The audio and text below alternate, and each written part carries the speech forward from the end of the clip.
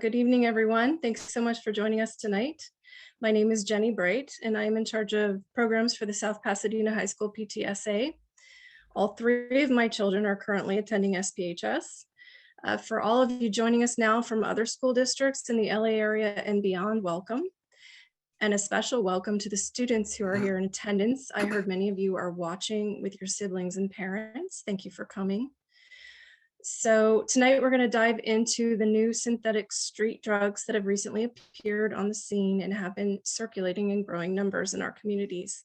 We're hoping this information will help to keep them from making their way into our student circles. So first, we'll be speaking with Ed Turnan of Song for Charlie about the immediate danger and potential lethality presented by fentanyls. He'll explain that to you. Following that, we'll take a few minutes to hear from Sadie Metcalf from the LA County Department of Health about mental health resources. And finally, we will speak with author Sam Quinones, who will give us a broader perspective of the growth, supply chain, and distribution of these new synthetic drugs. So, Ed, we'll start with you. Thank you, Jenny. I hope you guys can all hear me. I'm going to share my screen and show you some slides, assuming that I can figure out how to do that. I want to thank the people at South Pass for having me here. Mary and I raised our family in South Pasadena. We lived there from 1990, when our oldest son Eddie was born, until we moved to Pasadena around 2018. So this is, for me, this is kind of like playing in front of my home crowd. And I appreciate the opportunity to share my family story with you. So I'm going to share this screen. And I think that's going to be okay. And I want you guys to tell me what you see when I do this. Oops, wrong one, right? That is the wrong one. Yep. So let me try that again. Share this one. Boom. That looks great, Ed. Thanks. That better? Okay, thanks, you guys. So we're here today to talk about the fake pills that have flooded the market that are unfortunately taking the lives of many young people, my son Charlie included. That's the bottom line. This is the message that I want to get across to the parents and the kids in the audience. These fake pills, really, they're everywhere these days. And it's gotten to the point where if you come across a pill, like at a party or in the gym or online, you just have to assume that it's not real. There are drug traffickers working very hard to manufacture what look like legitimate prescription pills like Xanax, Percocet, and oxycodone that we're all familiar with, that kids are familiar with, that in some cases they've been prescribed in the past, but they're not real. They're made of a very powerful opioid called fentanyl. And a lot of kids are dying by taking these pills that they think are safe that turn out to be deadly. So let me start by telling you our story. We learned this the hard way. This is my youngest son, Charlie. Charlie grew up on Milan Avenue, just north of Monterey Road, with his older brother and older sister.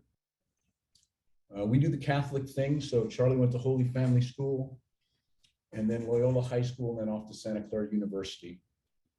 And that's where he was when he died.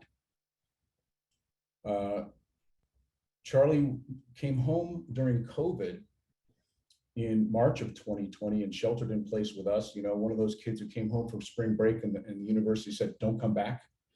So he was here with us for about 6 months before he and his friends decided, you know what, we're going to go back and spend some time together. It's just been too long, and we're going to be graduating college pretty soon. And heck, we may never see each other or not for years. And let's just go back and spend the last month together. And so they did that. And a few days after being up there, Charlie was in his room at the fraternity house. He couldn't go out with the rest of his buddies because he had a job interview on the phone that afternoon. So he went on Snapchat, and he was planning to get some Xanax to chill out and play some video games, which we learned later is not uncommon. And he said to his friend, look, this guy's got Percocet too. I'm going to get one of those. My back is killing me. Charlie had had back surgery a couple of years ago, famously complained about his back. And what we know is that the last time anybody talked to him was about 3 o'clock in the afternoon. And we know for sure that he never made the 5 o'clock phone call for his job interview. So sometime between 3 and 5, he took the Percocet, which was one of those M30s, and he never woke up. He was dead within 15 minutes or so. So Mary and I get a knock on the door. And on a Thursday night at 10 o'clock, there's been an accident in Santa Clara, and Charlie's dead. And our response was, what? You got to be kidding. What are you talking about? Well, we think it's pills. Well, Charlie didn't have a substance use disorder. He had just lived with us for 6 weeks. Everybody was stressed out about COVID, but he was acting normally, behavior. There were no warning signs of any substance issues or depression or mental health issues. So we were shocked about that. And the next day we got a call from law enforcement up in Santa Clara where Charlie died. And they said, we'll have to wait for the tox report, but we're pretty sure this is fentanyl. We're seeing this a lot. So we get online and we're typing like crazy, trying to figure out what the heck is fentanyl. And we find that on page 6 of the San Jose Mercury News, there's an article that there's these pills floating around, and it's been on the local TV 5 o'clock news, and the DEA and the medical examiner and the sheriff's department all had bulletins on their website. Fentanyl is starting to kill people in the Bay Area. And Mary and I looked at each other and we said, kids don't read the newspaper. That's not where they get who's telling the kids about this? Because the first responders and the cops and the ER techs and all those people that we spoke to, their eyes are bugging out saying, this is getting really bad. Kids are dying all over the place. Kids just like every kid you see on the screen here. Every single one of these kids was in middle school or high school and died after taking a single pill, and in some cases a half a pill, that they thought was a safe Xanax or Oxy or Percocet. Most of them died in their own bed, in their parents' home. That's a disaster, you guys. You don't want this to happen to you. This is a disaster, and it's happening. I want to show you a few slides that'll demonstrate that it's happening here. It's happening now. It's in your neighborhood. It's happening to your friends and family. Everybody's at risk of this because young people don't understand. So Mary and I said, we got to tell the kids. We got to go where the kids are. So we reached out to the social media companies. We started working with Snapchat. You know, they're headquartered here in Southern California. We know people who work there. They're not in Silicon Valley. We have other families who are connected with people at Facebook. They made an introduction there. And when we explain to people what's really going on, that this is not drug dealing as usual, that this is deception, it's fraud, that these kids are being marketed something, sold something under false pretenses as something safe and familiar that's actually deadly, people's mouths drop. And they say, we need to fix this. We want to help. So our strategy is to take the message, the warning messages, directly to kids as we can by going on social media, which is where they are, and into schools, and to speak their language, to create engaging content for young people, and warn them as fast as we can that these fake pills have flooded the market. Now, this next slide, I want to play a video. This is about 2 minutes, and it's a news report that we did with Snapchat. And they put it out on their platform. And I think in about 2.5 minutes, this does a really good job of summarizing the problem in a way that we can all relate to.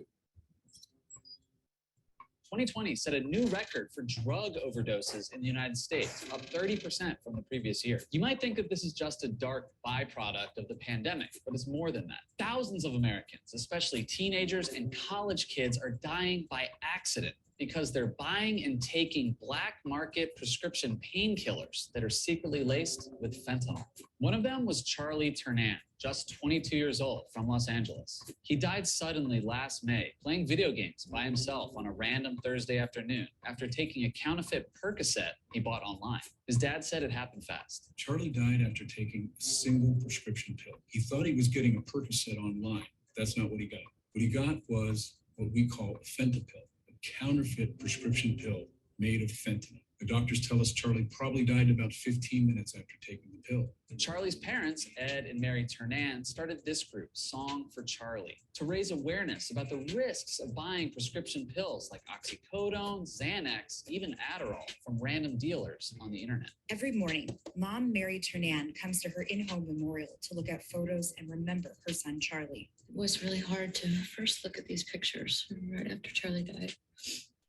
But it's really important to keep his soul and his presence alive.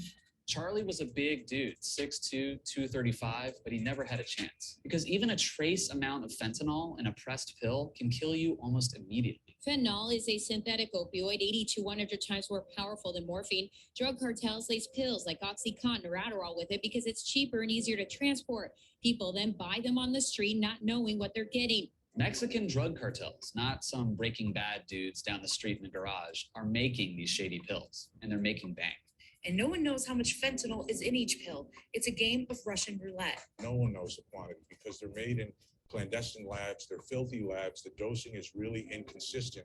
And it's a deadly game experimenting and taking these drugs. Pressing these pills is just printing bills for these guys. They can make them for pennies and sell them for $20.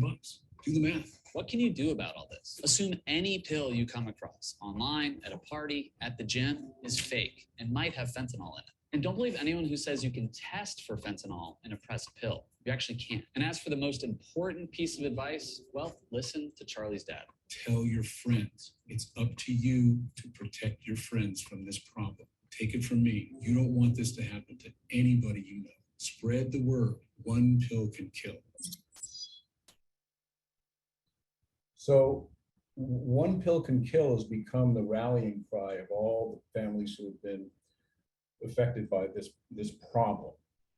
And we're convinced that awareness is the highest impact thing that we can do. We have to tell young people about this new risk because it's a new dynamic. And, you know, Sam is the expert and he's going to get into more of this later, I hope.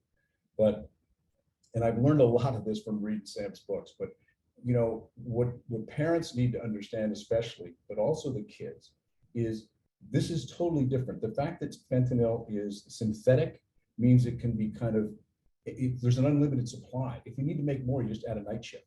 It's not relying on any crop. So the supply demand dynamic is completely different now, right?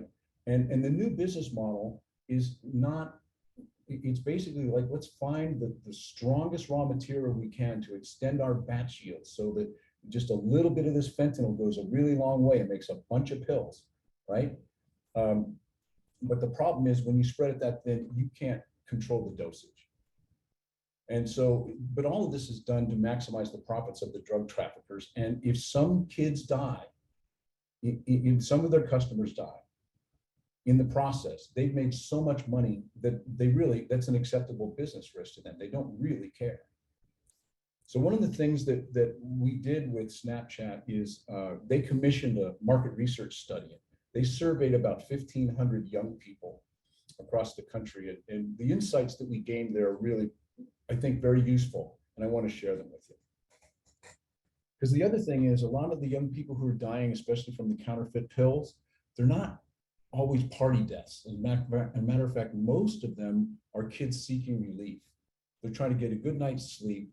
They're, you know, a little stressed out, they're anxious, and they think these pills are safe. And so they turn to these pills and they trust social media and they trust their friends. So, you know, 79%, as you can see on the slide, say that stress and anxiety is why they might use a prescription pill. 13% of teens say that they have actually taken a pill off prescription, but they know that more kids than that do it. Now, the problem is that only 35% of them don't know enough about fentanyl when they're asked the question, how dangerous do you think fentanyl is? They couldn't answer. And 73% of teenagers don't know that fentanyl is in counterfeit pills. And what strikes me about this one is, I don't know if you can see my cursor, but when they asked them what drugs are dangerous, they rated fentanyl about the same, just same danger as cigarettes. So we have a lot of work to do to tell kids that fentanyl is really dangerous and that it's everywhere. And that's really what they have to worry about.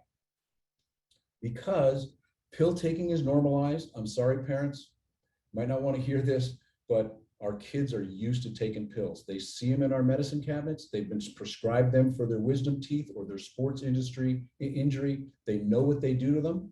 They know how they make them feel, and they will take them recreationally to experiment and try something or to relieve their stress. At the same time, they don't know that these fake pills are so dangerous. And as a result, this is Los Angeles County. Let's bring it home. This is right here where we live. Starting from left to right, the white is 2019, the latest numbers we have. The yellow is 2020. All drug deaths in Los Angeles County, right here where we left, went in 1 year from 29 to 74 among kids aged 15 to 19. In Los Angeles County, 63 of those 74 deaths were fentanyl. Most kids that age haven't graduated to the needle yet. There are people who are addicted to heroin and or long-term problems with substance use, polysubstance abuse, who are dying because fentanyl is in the drug supply also, right? But a 15 to 19-year-old, we can guess that most of those 63 deaths were in the form of a pill. And when you ask the kids what is dangerous, I don't know if you can see my cursor, but they move back from right to left. They rate the dangerous drugs that they're aware of in this order: heroin, meth, and coke. But young high school kids are dying from fentanyl X times more than they are of those drugs combined. And when you look at the growth, the change in the death rate, 15 and 16-year-olds are by far the highest impacted age group of the increase in fentanyl involved drugs. These are high school kids. So the game has changed. When we were growing up, parents, teachers, we were told, given the drug talk. It was like a journey. It was like a path. And the danger was you could get off on the wrong path. And if you did, you might start out trying a few things and then kind of settle into, well, this is what I like, I'll smoke a little pot and with my white wine or whatever, and you're an occasional user of recreational drugs. But the warning was, you don't want to make it a habit, because if you do, it's going to have a negative impact on your life. And in one day, you may go so far to be dependent on that substance.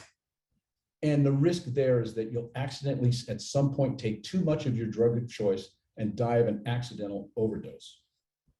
Of course, according to that narrative, there's always opportunities to intervene. Most people age out of their risky behavior.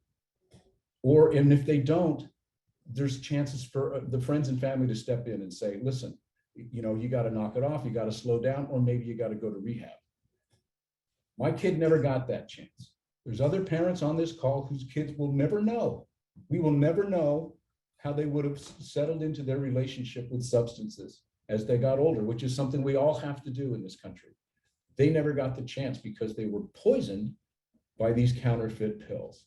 We never use the word overdose in this context because you cannot overdose on a single pill. These kids are poisoned by something being sold something under false pretenses.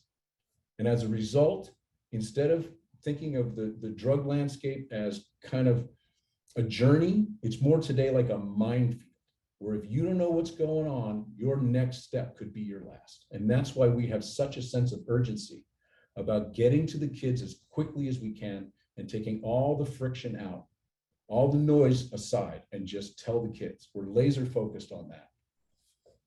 And I want to stress this. Again, this comes from the market research. Kids are turning to these pills to escape, for relief. 7 out of 10 kids in the survey rated their stress level at least a 7 out of 10. A 7 out of 10. 46%, half of them say, I'm stressed out at 7 out of 10. And 86% said their peers are feeling overwhelmed, but 71% say they don't want to talk about mental health. This is the root cause of the problem of the kids this age that we believe we need to get behind. We want to figure out, we want to give kids healthier alternatives for coping with stress. It's no longer a nice to have. Our kids need to be taught and learn healthy, sustainable coping skills, because two things are not going to change in their lifetime: stress levels and synthetic drugs. Those two things are here to stay. And so we all have to work together as families to learn how we're going to handle that. Now I'm going to close with this. What can you do about it? Well, the first thing you need to do as families, as parents, as teachers, as students, you need to bone up on this subject. You need to understand what's going on in the drug landscape today. And the other thing is, you need to understand what's going on with social media. This is where these transactions take place, people, right? In Sam's first book, he pointed out that the heroin trade was revolutionized because drug traffickers will always turn to the technology of the day. And in those days, it was pagers, beepers. You parents remember those? The kids don't even know what that means. Today, it's social media. This is where kids get together, they transact, they communicate, they interact. The dealers know this, and the dealers have figured out how to get to your kids. So you need to know, if your kid has Snapchat, you need to have Snapchat. You need to understand how that app works. You understand their policies, how to toggle on and off the different features. It's very important. Kids, parents, call it out. We understand, we hear sad stories of people who pass away because their friends don't want to snitch. And this is not some behavior, selling these pills, buying these pills, taking pills that you get online. That is not something that, please don't let my parents find out, I'll be grounded. That's not that level of activity. It's not cool. They're putting your friends at risk. Don't tolerate it. There are ways you can report these on Snapchat and TikTok and other platforms anonymously. Nobody will ever know that you reported that activity. So we're hoping that we can change the mindset of young people, that we can make pill taking and pill sharing uncool, that it's kind of looked at the way smoking or drunk driving is looked at today. Yeah, it still happens, but it's a lot more rare than it used to be. And the other thing is, I'm hoping that people will get more comfortable talking about their stress and anxiety. And it's a good time to do it because in this COVID world, we're all stressed. So you're not alone, right? So it's okay to talk about how you feel. And the other thing is, spread the word. You can go to our website and take the No Random Pills pledge. You gotta tell all your friends. I always use this analogy here in the West, in California, we're used to wildfires, right? And this reminds me of the idea of, the scenario where the fire chief calls the mayor of the town and says, the fire is between us and you. We're working as fast as we can to get to you, but we're not going to get to you in time. You have to save yourself. Kids need to get together and say, we're not going to tolerate this behavior from our peers. We're going to tell everybody we know about these fake pills. We're going to stay away from them. Parents, you need to support that. That's what we think will solve this problem. And we need to solve it now, because it's going to take society a while to figure out these new dynamics. And in the meantime, a lot of kids are going to die if we don't spread the word. So that's what we're all about. And I really appreciate you guys listening to me. And I'm totally shocked that I did that in less than 22 minutes. Thank you, Ed. Thank you. So before we talk to Sam, I'd like to take a few minutes to hear from Sadie Metcalf. Sadie is the youth advisor with the LA County Department of Public Health and a representative from the SPHS Student Health and Wellness team. Sadie is also a student at South Pasadena High School and is here tonight to outline the available mental health resources, which is a very important thing to understand. Sadie? Yeah, let me just pull up my presentation. Okay. We're just gonna jump right into it. Thank you, Ed, for that presentation. I really appreciate hearing your story. And I do want to outline some of the wellness resources to prevent fentanyl poisoning and opioid use. Okay, so my counterpart isn't here today, but her name is Lauren Yee, and I'm Sadie Metcalf. I use she, her pronouns. I'm a senior at South Pasadena High School. I'm this year's health and wellness officer, so we advocate for student health and wellness at school. I'm also the peer mediators liaison, and I'll talk a little bit more about that later. And then I'm also the Department of Public Health County, LA County Youth Advisor. So I work closely with public health staff to advocate for youth issues, especially surrounding mental health.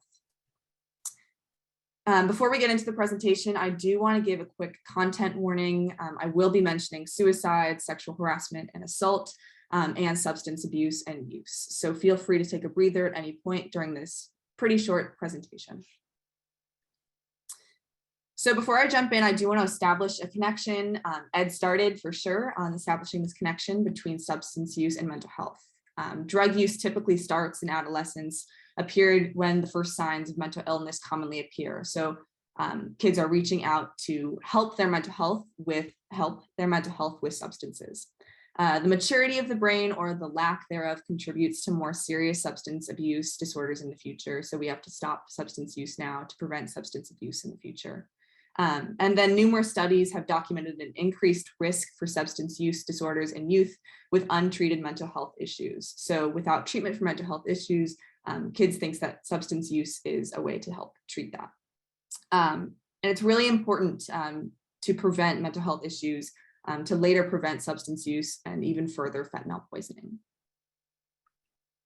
So again, I want to just establish what mental health is. I'm sure we've heard this term a lot in the past year, but it does include our emotional, psychological, and social well-being, and it affects how we think, feel, and act.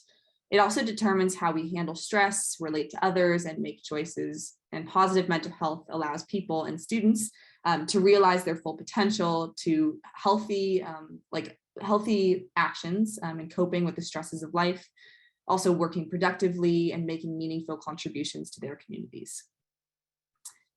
So one way that we can prevent substance use and fentanyl poisoning is by using the mental health resources that we have. On campus, we have a lot of available and accessible mental health resources for students.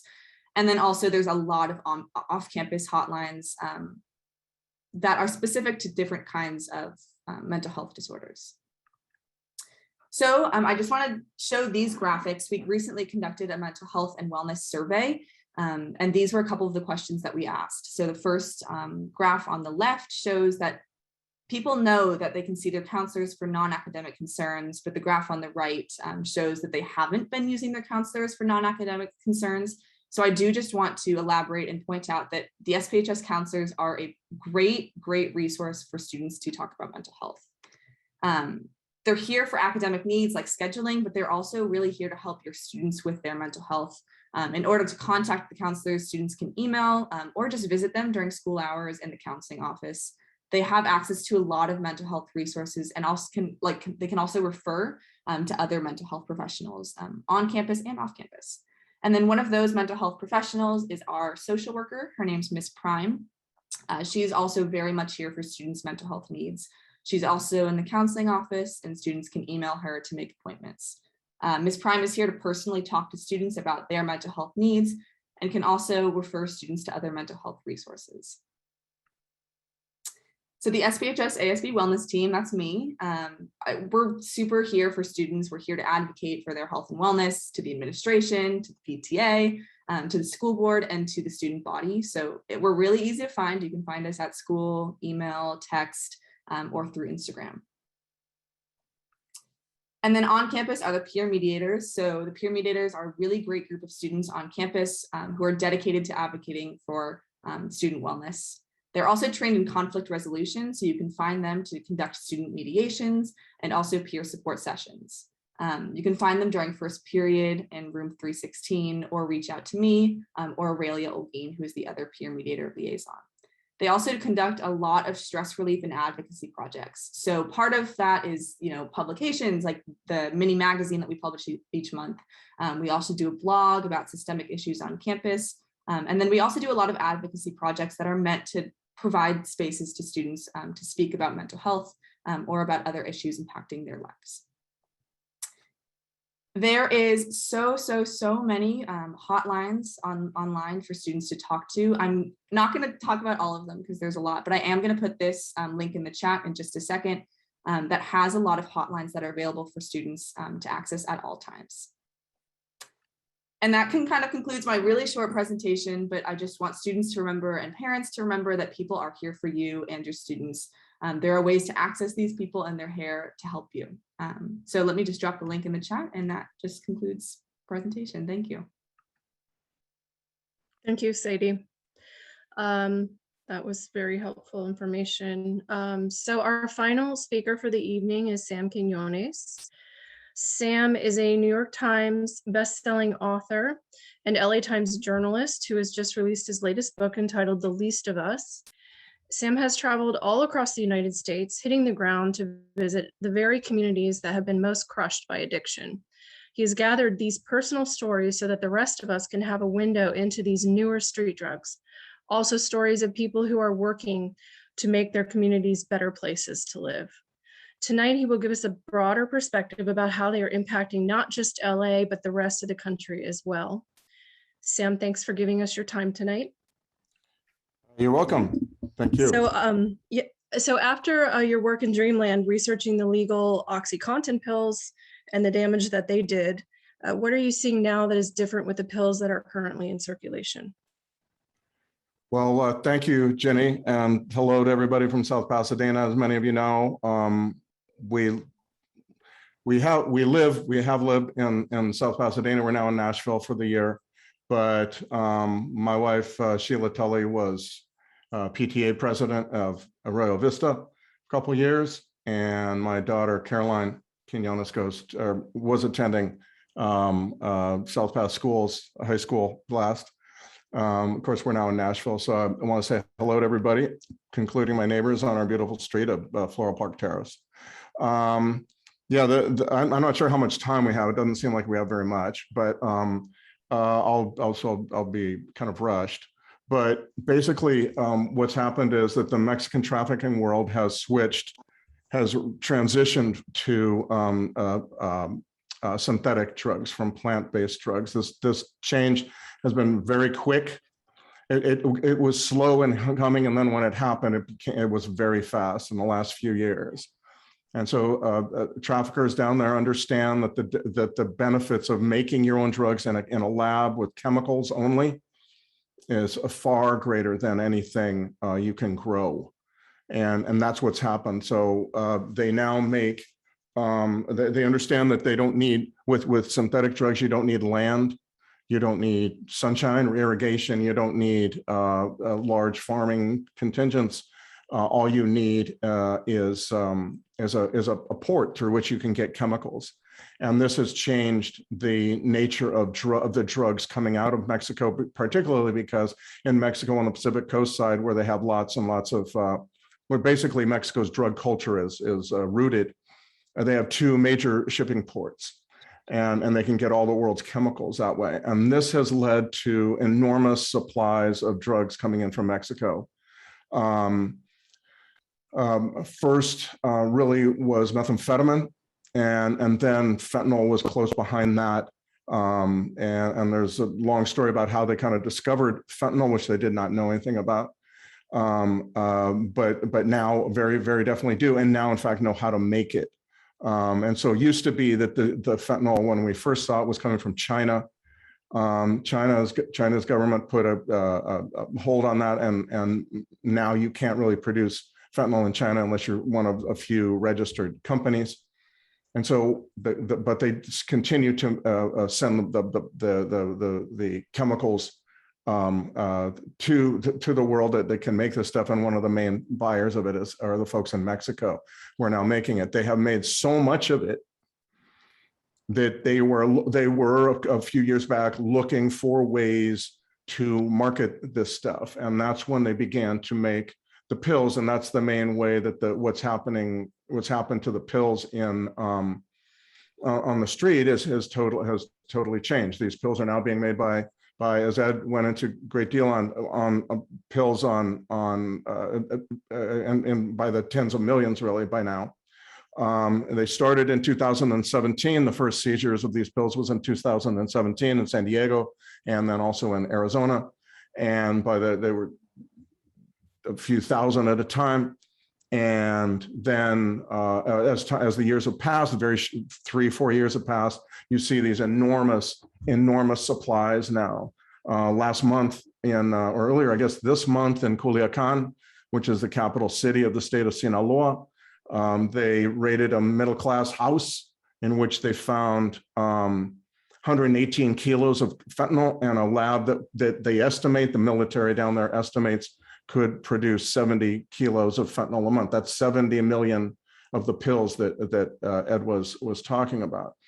So the biggest issue became not the classic one that affected drug dealers, which was, where do I get my dope to sell? It became, where can I sell all this stuff that I have access to? And everybody has access to it now. And obviously social media during COVID became the major solution to all that. They could find a captive market, also offering to deliver. Frequently, my understanding is a lot of the times the dealers who deliver this, the social media is now a gateway drug for young dealers too. It's a way of getting big.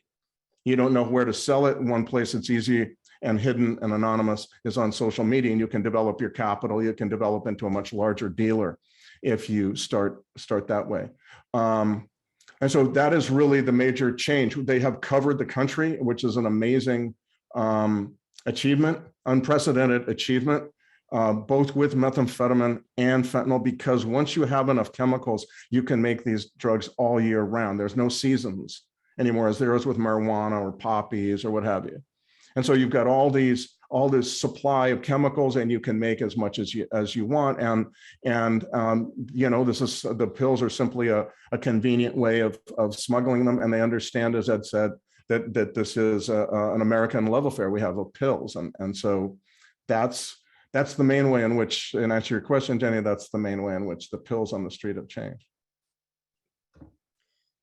Okay. So you've spent a lot of time personally meeting and talking to people out there on the street, as well as talking with treatment centers and shelters. Tell us a little bit about the new meth formulations. What have you seen? How has methamphetamine changed, and how is it affecting our communities?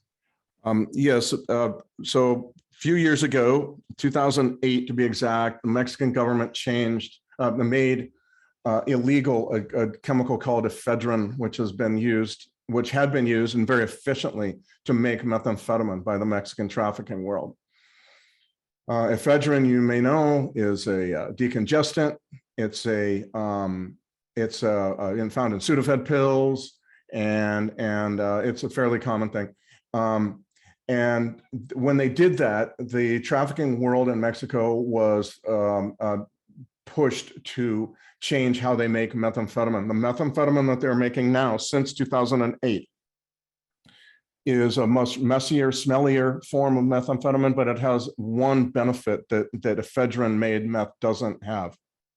And that is, you have a bunch of ways of making the precursor in this new method. This new method uses a chemical called phenyl 2-propanone, just call it P2P for short, very easy to remember. And this precursor, essential precursor, can be made many, many, many different ways, dozens of ways, I think, all with different chemicals, but all those chemicals are common, legal, very easily accessible and available in world markets, and very toxic. And so they began doing this, and the effect was to create the supply that I was referring to earlier.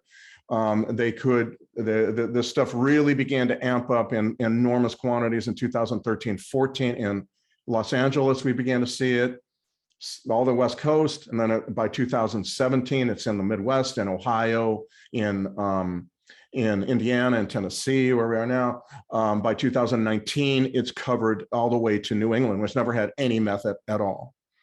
This was an unprecedented thing for the underworld to achieve. You've never seen one source create enough drugs to cover the entire United States, including, frankly, Hawaii, matter of fact.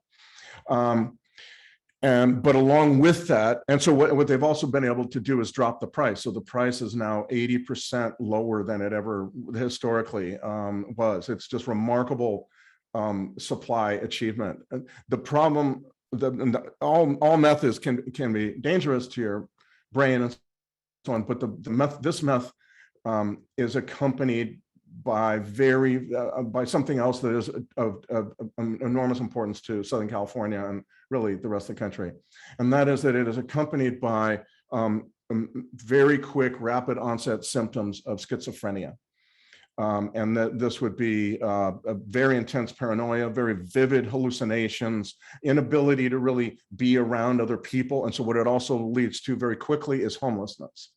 And so it leads very quickly to mental illness and homelessness. And I believe very, very quickly as well, one of the main reasons behind the tent encampments that we have today all over, well, in all parts of the country, is this new methamphetamine. The tent is a perfect lodging for a person who is so mentally unbalanced as to think everybody's out to get them. There's no chance that person's going to live in an apartment or house while he's in this unbalanced state.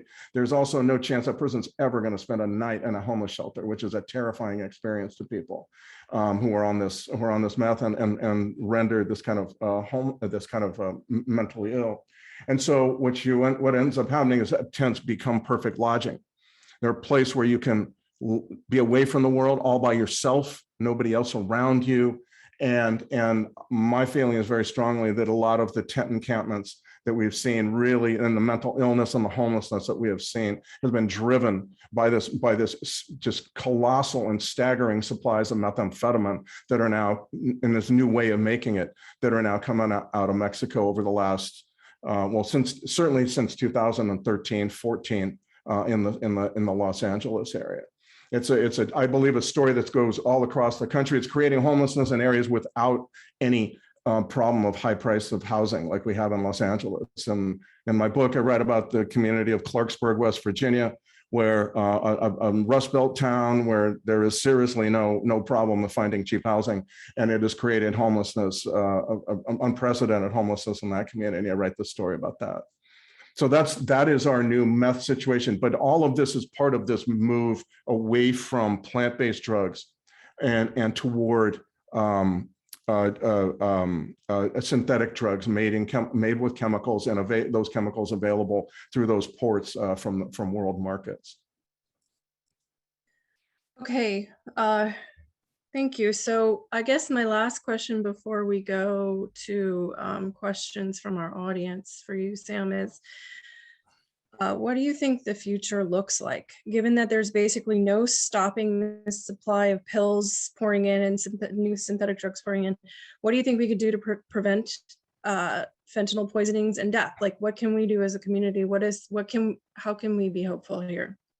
Well, I would say one thing, I have to push back a little bit on that. I would say that there are solutions to this problem, but they come in the form of binational collaboration between the two governments and the employees of those governments. And the employees I think are ready to collaborate. Whether or not the higher ups are ready for that is another question entirely. I lived in Mexico for 10 years.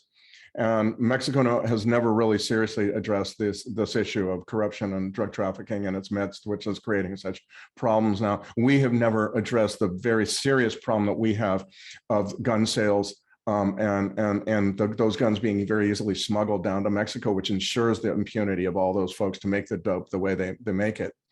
I would say, though, that as always in my books, the focus has always been on community and on developing connections among ourselves. I really believe now that's more important than ever. It's more important at the high school level too. What it really requires of us all is a far closer attention to what's going on, at high school parties.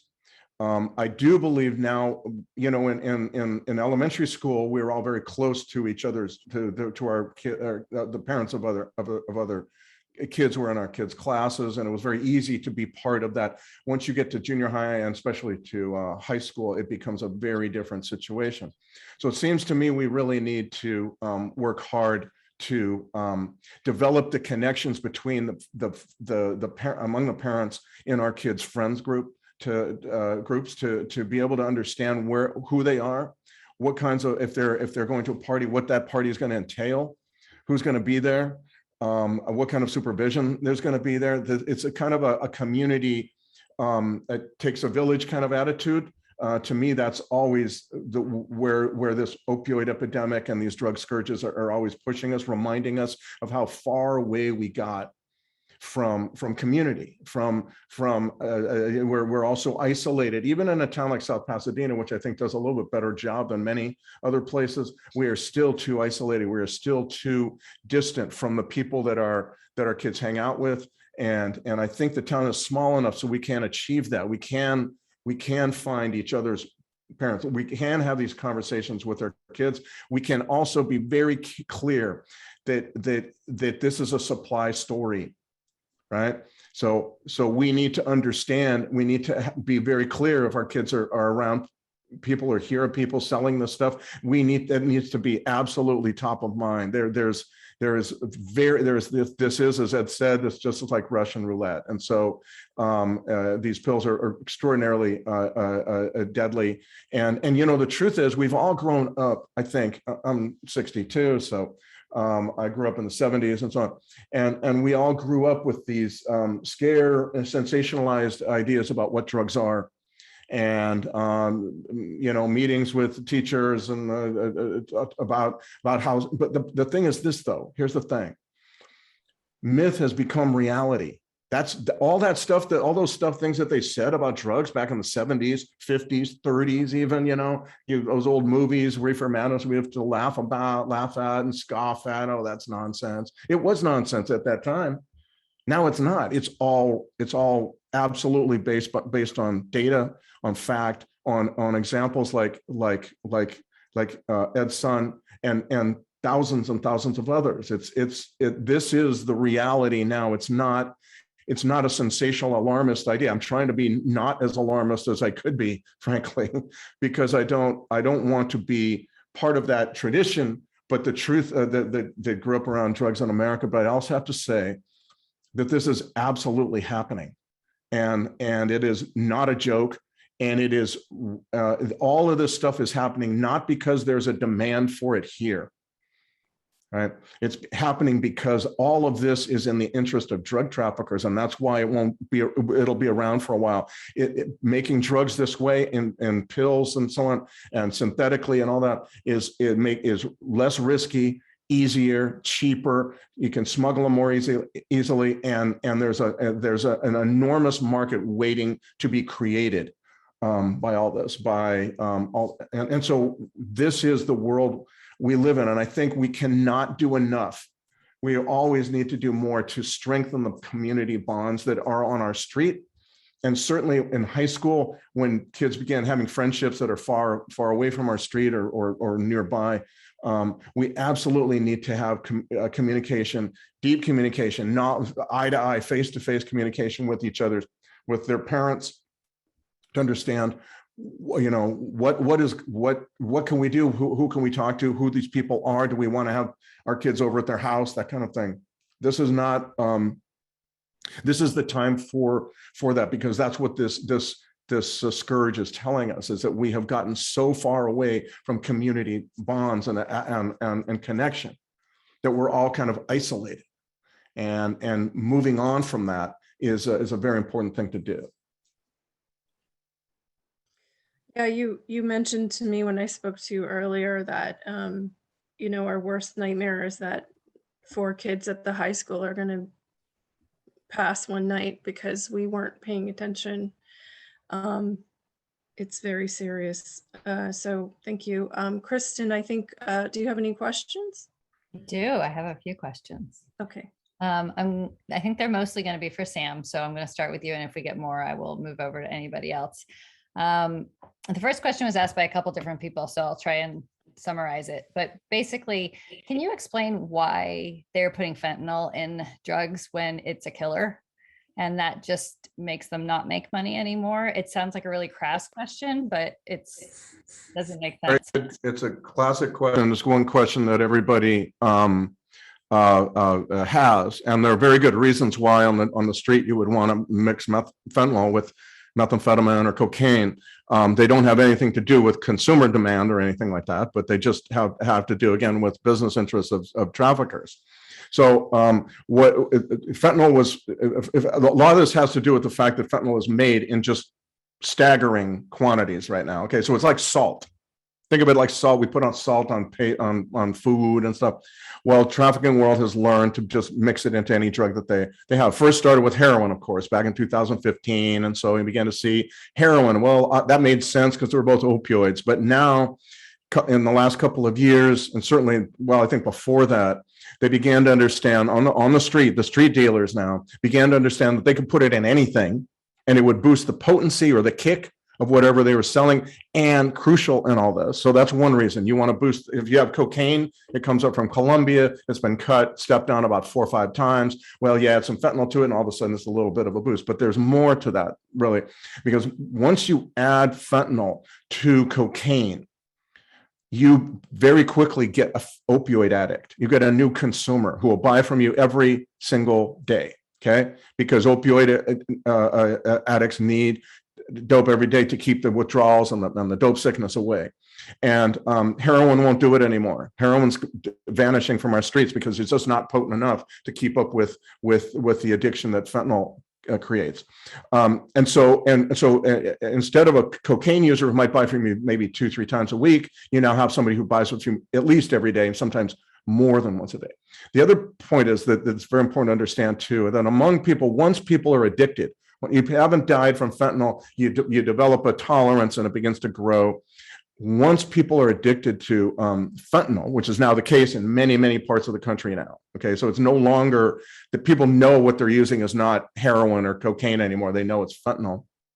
At a certain point, a death becomes not a warning, but an advertisement. And this has been true of the heroin using world for decades. This is not new at all. That you're chasing that high you once had the first time, and pretty soon what you're doing is you're looking for anything that is a strong. And so when someone dies, that's a sign that that dope is pretty damn powerful.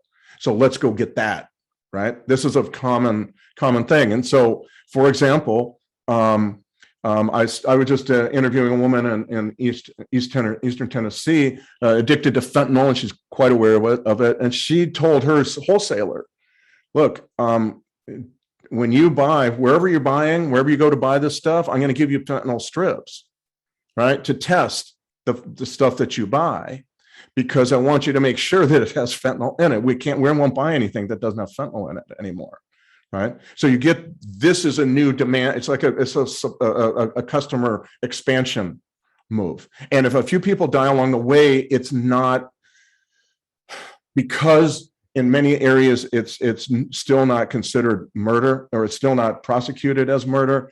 A lot of people don't think it's, there's no consequences to it. Now, more and more people are doing that, or more and more DAs are doing that. But of course, LA's is not.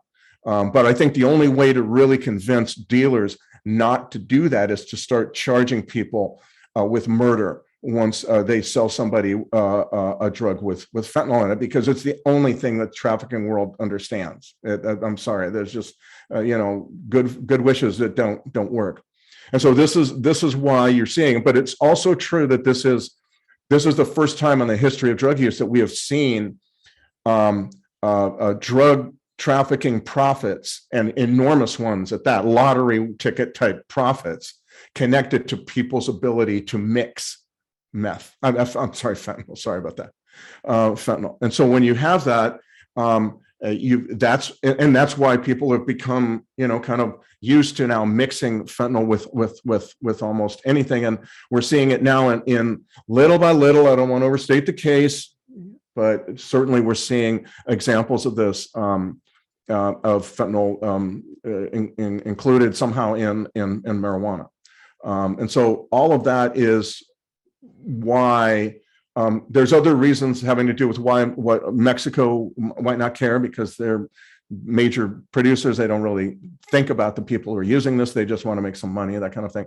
But there's good reasons, in quotation marks, for the business world why you would want to mix all this stuff, even though you would risk a death.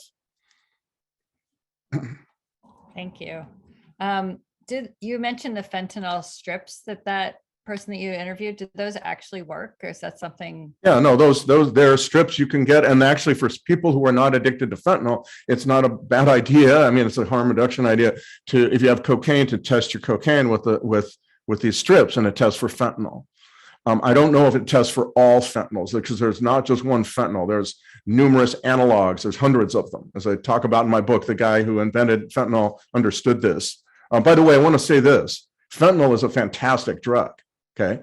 When used medically, it is magnificent. I've had fentanyl. I had a heart attack 4 years ago. They gave me fentanyl in the hospital. It revolutionized surgery. It is a magnificent use in medicine. The problem is because it is so potent. The problem is because it's so potent, it is extraordinarily dangerous in the wrong hands, which is where it finds itself right now. So Hey, you Kristen, mentioned do you mind if Yeah, I comment on the do. fentanyl test strip thing? Yeah. My friends on the line will know that this is a real issue for me.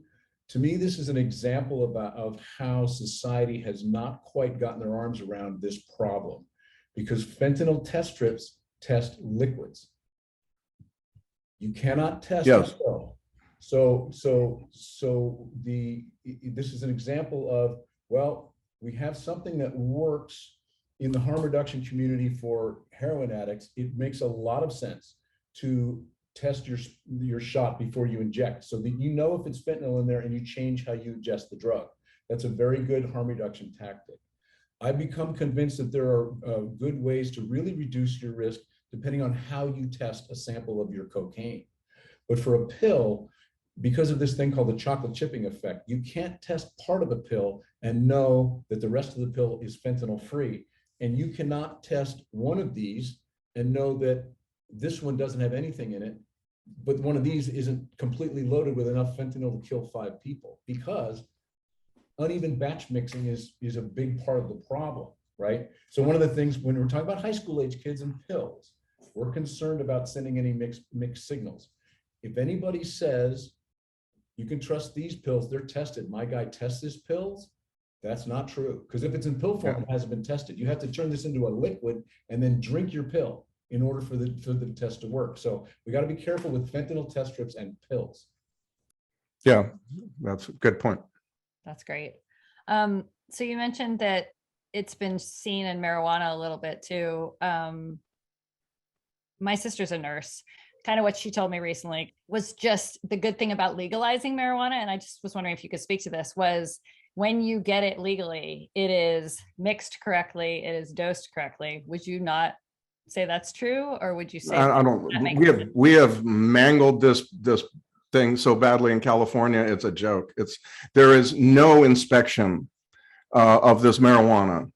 Okay, I'm not saying that the examples of people having bought and used marijuana with fentanyl and having happened in California, haven't heard of this. But the truth is, we have done this so badly in the state that, what was the main issue of the main lesson of the opioid epidemic?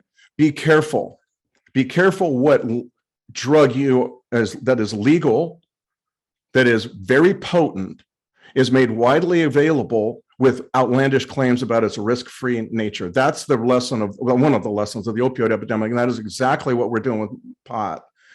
Outrageously potent pot, no check. This is supposedly a consumable. Do we have any place where we are inspecting those gummy bears, where we're inspecting the buds that are for sale in these dispensaries that supposedly are getting them from reliable places? We don't know if that's true either. We don't have, if it's a medicine is inspected in very rigorous ways in laboratories. None of that is happening. None of that is happening. On the contrary, we are seeing dispensaries complain that they have to pay taxes because they face competition from illegal marijuana growers and traffickers. Well, so what it actually means is we have not understood that by legalizing marijuana, we actually have to put more people in prison for marijuana sales, because in order to make sure that the dispensaries are abiding by the law and do not face unfair competition from dealers who are not paying taxes, who don't have shops, who don't have lights and electricity to pay, None of that has happened. And, you know, we need to make sure that those folks are not in business. But we didn't consider any of this kind of stuff when we passed these first the medical marijuana law, and then the other one that passed the legalization, which I didn't vote for. To me, it feels like we don't know what's in the stuff. And I'm not saying that it includes fentanyl. So far, I don't think there's been a case of that in California. Could be wrong. Happy to be corrected on that. But the problem is we just don't know anything about the marijuana. It's not like we know, you know, what is in a can of beans. We know we have some trust that has been, you know, inspected, and that's a clean place, and that's, you know, and it doesn't include something that will kill us.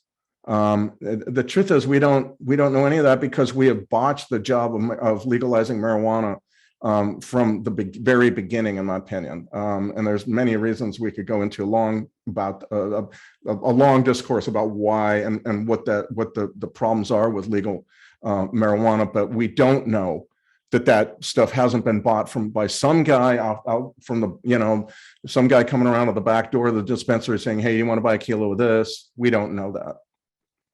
So you mentioned that California has botched it. Are there states that have legalized it that have not botched it? Because we're sending our kids to college. Yes, I'm not aware of one. You know, the whole idea was, you know, the idea is with marijuana. See, we also blew the main lesson from Prohibition. During Prohibition, there grew up an entire industry of illegal hooch, right? Bathtub hooch, make you all kind of, you know, twitch and blind and all that kind of stuff. We ended Prohibition, the Volstead Act, in 1933. We never once for a moment considered that we would legalize for commercial sale all this kind of semi-toxic junk that people were making in their bathtubs. That was never, ever going to be part of the mix. On the contrary, we legalized it, and we, with a keen eye towards potency.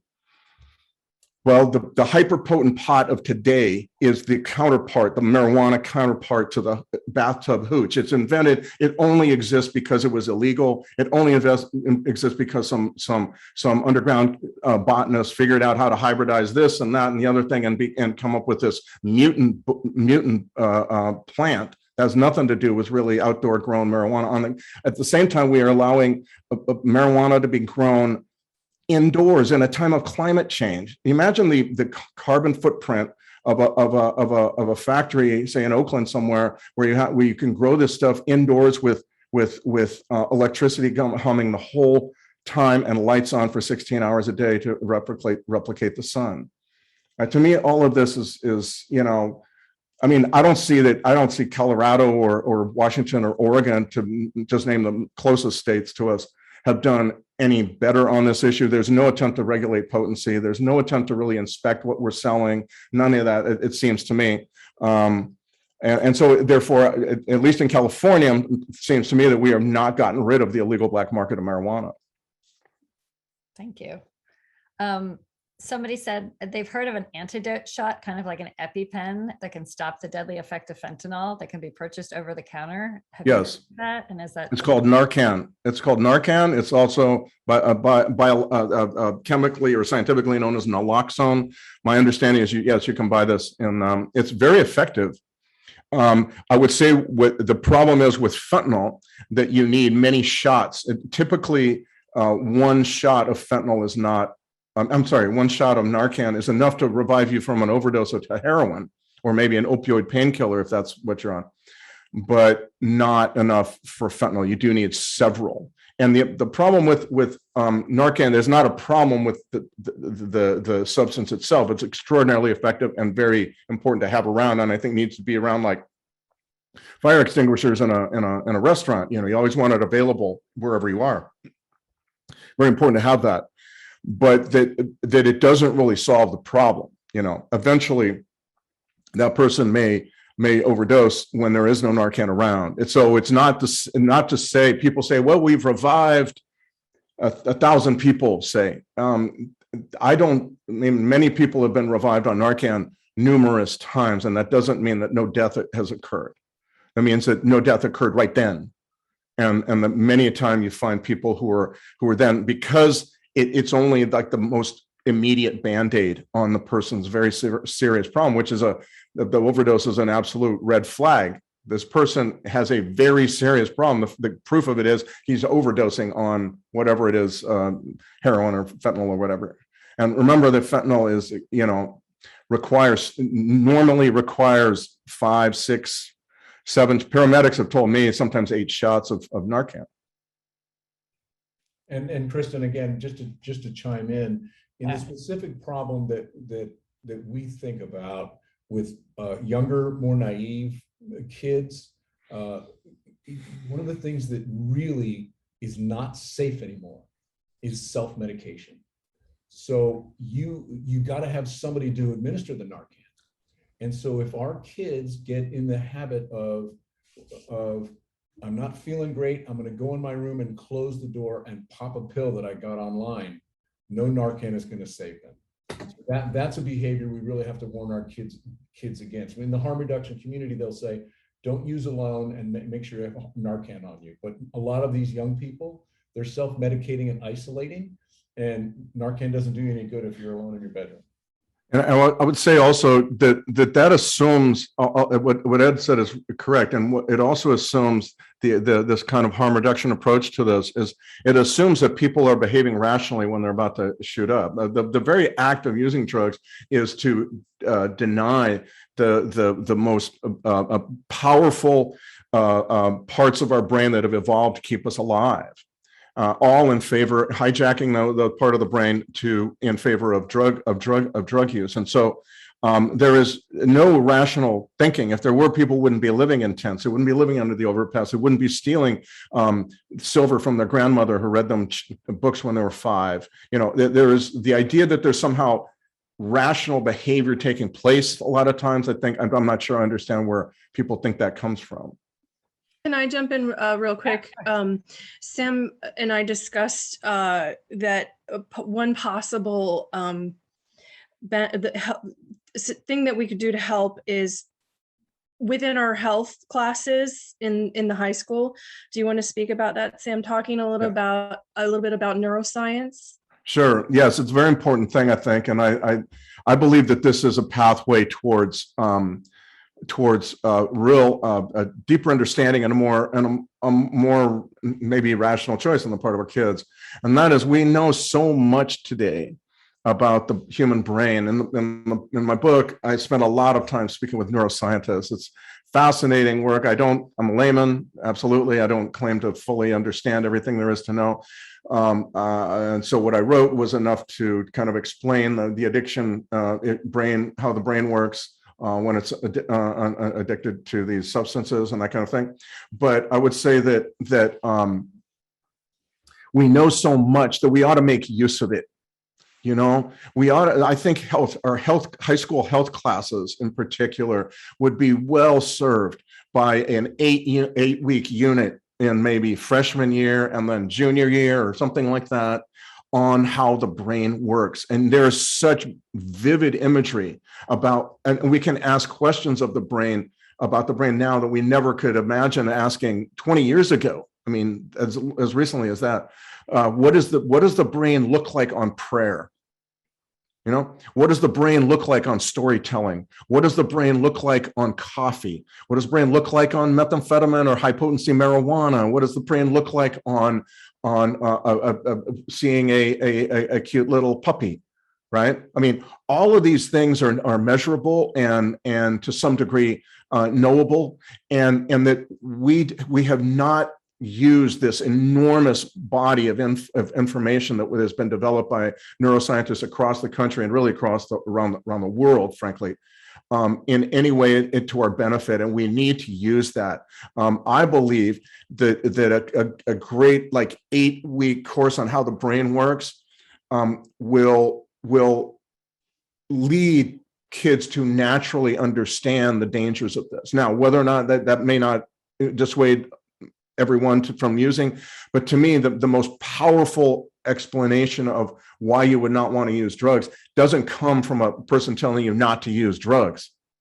It comes from a neuroscientist who says, This is how our brain functions. This is how our brain functions most clearly. And this is what it looks like when it's on prayer or storytelling. And this is what it looks like when it's on meth or marijuana or heroin or fentanyl or whatever.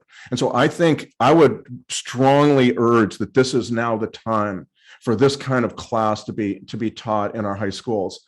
It is so important, and giving kids the understanding. What I find too is when you are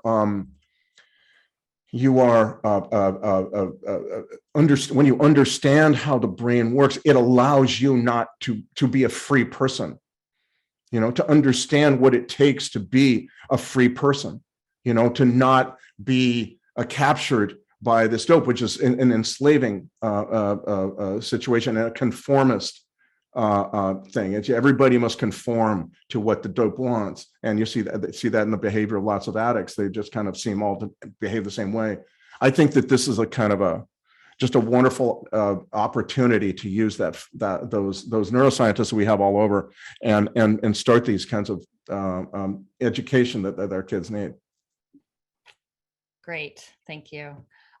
So I think we were trying to end by 8:20, but we have a bunch of questions still. So if I end by 8:30, are we good, everybody? I just want to let everybody know. Sure.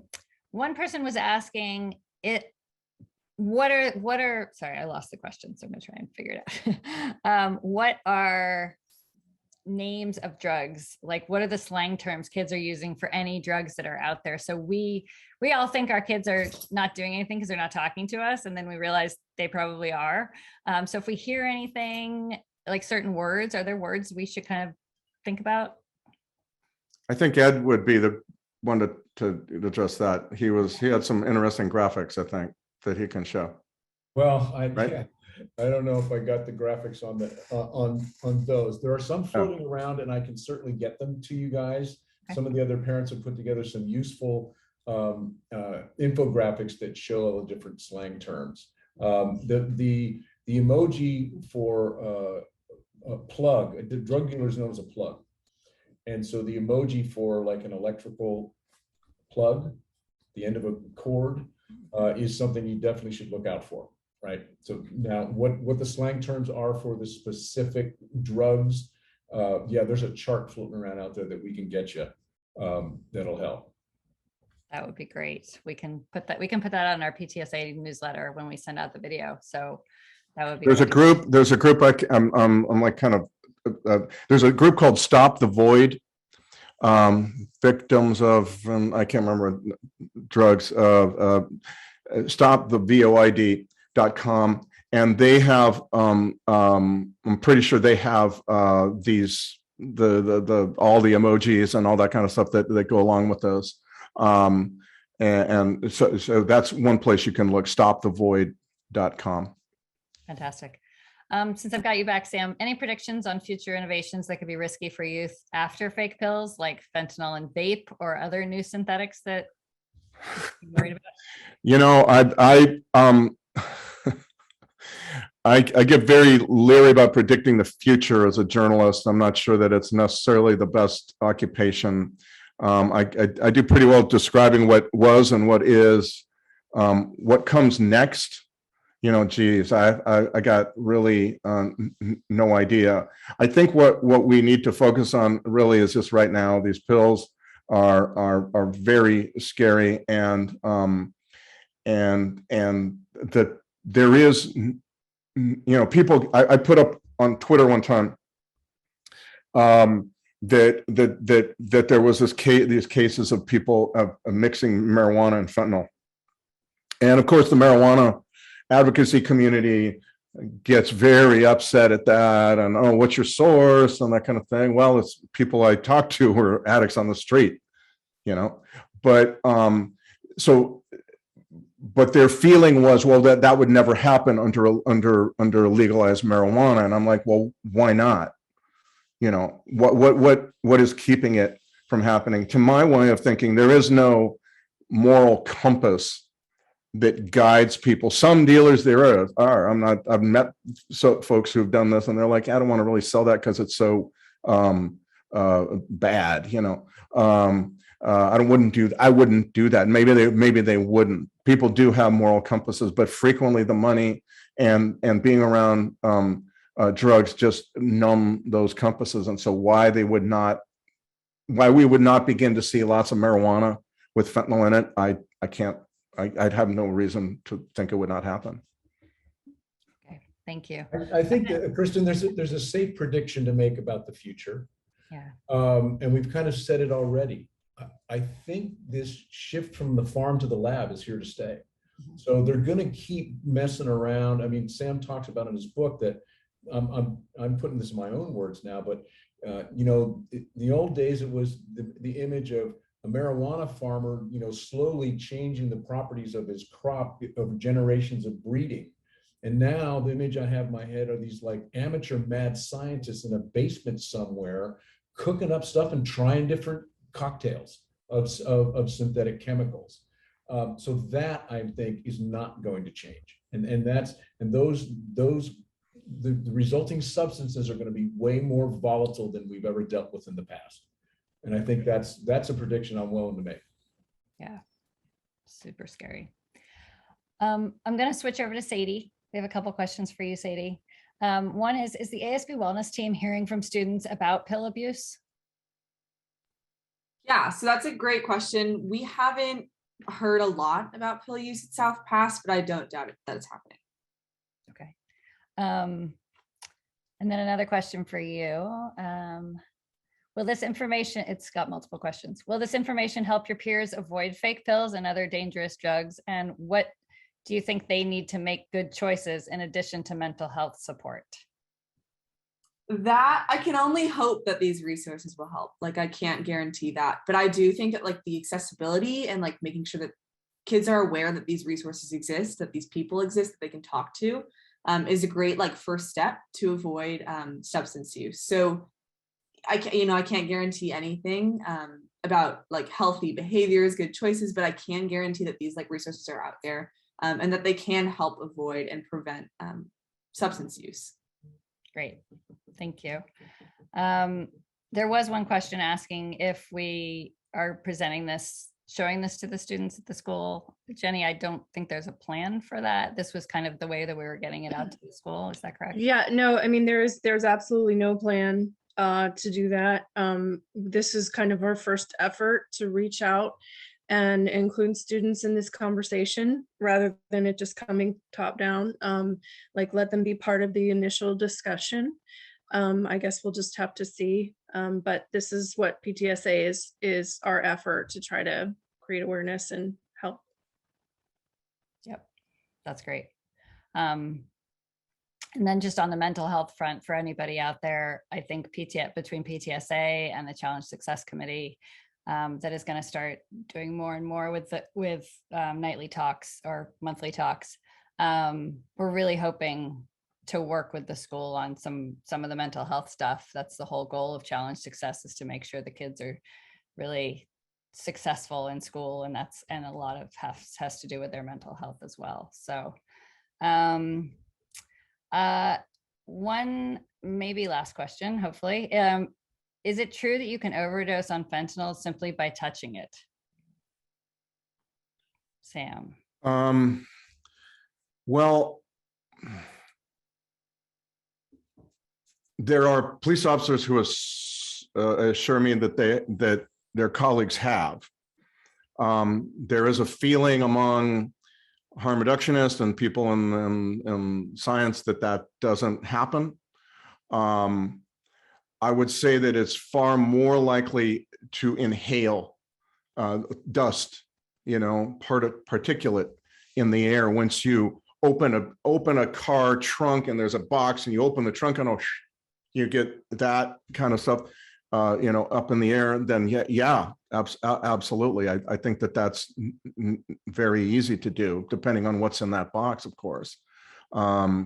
It's not clear to me that how many cases of that of actually touching it through the skin and so on have happened. But these drugs are just so potent. I mean, with carfentanil is a kind of a fentanyl analog. It's extraordinarily, it's more potent than any other of the others. And, you know, that's what the Russian government used to kill those Chechen terrorists in that movie theater in 2003 in Moscow, along with a bunch of hostages. They just put it through the air ducts, and it killed everybody in the room who wasn't close to a door. And so these are things that you don't have to be intentionally wanting to use under certain circumstances for them to affect you. Okay, this could either be for Sam or Ed, or maybe both of you. If you were to be talking to your 10, 13, 15, 17-year-old, how would you talk to them about drugs and alcohol at this point with all of the knowledge that you have? Can you give advice on what you would say? I know that's not what all of us would say, but I'd love to hear what you would say to your kids at this point. To, you know, I have friends who say, just don't touch it. And, you know, it's hard because parents are touching it. I mean, at least alcohol, parents are touching it all the time. They're showing you that it's normal, it's okay. So I'm just curious what your advice would be. My daughter, Caroline, has been hearing about this stuff for the last 10 years as I've been writing about it in 2 books. I think she's heard too much, really too much now, honestly. And so she's asleep right now, I hope, upstairs. Okay, so I hope she's not listening to this, because she's heard this from age 7 or something like that. I think it's been a long time.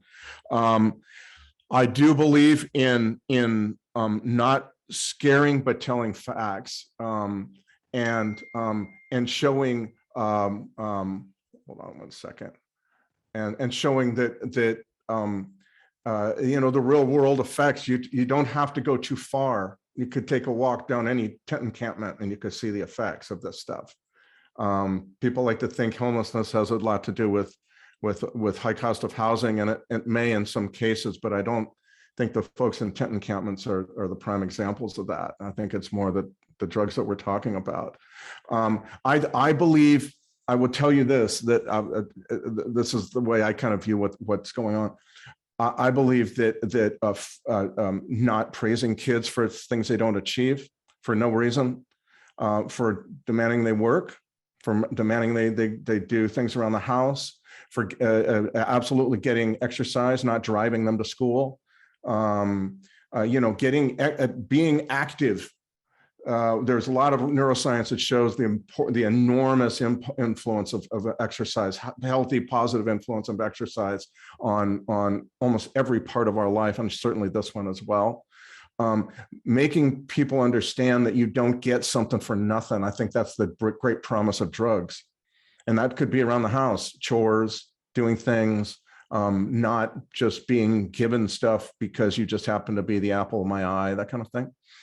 I think we raised kids like that long ago, and I'm not sure we do that very much anymore.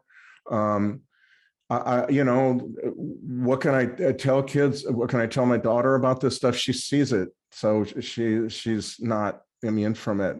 And then letting, not stepping in whenever she has a problem, that she learns to solve problems herself, and not kind of, you know, any little friend problems that she has, that's her deal. She deals with it. She moves on. She has somebody who doesn't treat her right, she moves on, you know, that kind of thing. I think I know this gets far away from what the questioner asked, but to me, this is all part of this larger question of how we have raised children in America. And that's families that are lucky enough to have two parents at home without any issues, without any, you know, all the other problems that come along with it, you know. So I believe that it goes far beyond what I would tell my daughter. And I would think it would have to do with understanding that my wife and I have about what we let her deal with on her own. Life-threatening things are no, but issues that have to do with personal relationships, work, walking to school, all of that kind of stuff. Stop. You know, I'd love to see parents in South Pass stop driving their kids to school. I mean, I think that's part of like the whole idea here that, you know, get kids to fend for themselves a little bit. And then they will become stronger, I think, when it comes to these kinds of crucial decisions that you're not going to be around when they make. Just one idea. That's great. I'd love to take a shot at that one. Please. Because I'm in the same vein as Sam is. I would counsel young people today by pushing back, trying to rebalance what we've done in our culture to glamorize intoxication in general. We have this live for the weekend mentality. And with social media and all the pressures, you know, there's been surveys shown now where you ask kids what they want to be when they grow up, and the answer, number one answer is YouTube influencer. So the materialism, the shallowness, the, you know, do what you can to make a ton of money so you can have really cool jewelry and party your whole life long is really, we need to rebalance that. We need to push against that. That is not what life is about ultimately.